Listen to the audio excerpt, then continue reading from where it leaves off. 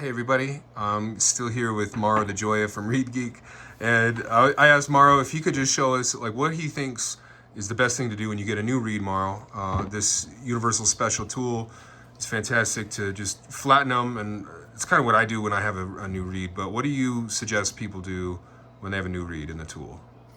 First thing, before it even sees water, and I've mentioned this in other videos, is I'll make sure we flatten the reed out Yeah. and start sealing the pores. Right. Because the reed is moved to some degree from the factory. So it's like, why already put in a reed that's already starting to warp into water, get it soak up, and then it just starts wigging out even more. So again, with the Universal Special, unlike the Black Diamond, it has just the kind of the normal curves, the normal little bevels as the Classic does. So it's just kind of a all-in-one tool. You're not worried too much about all the bevels, just for flattening, especially big reeds like very and tender reeds. So you can see already here, it's picking up anything from 1/2 to 1/1000, and that's like a thickness of a hair. That's out just from the factory. So already, if you feel this, it's like starting to get smoothed out like butter.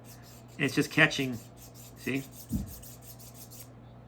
So again, the Universal Special is real cool. It has interchangeable handles. Some people like that option. The Classic is just a tool alone. Again, totally valid. But on the bigger reeds, if you have big hands, some people like the handle option.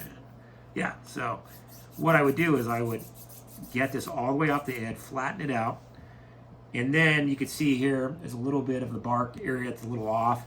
I might get in there and just very lightly in my hand, just kind of even that out a little bit, and then just kind of feel the flex. Right now I'm feeling this side is just a little bit more resilient, so I could just come in, just dragging the tool, kind of coming in this way, and we're just kind of working the balance of the wings a little bit.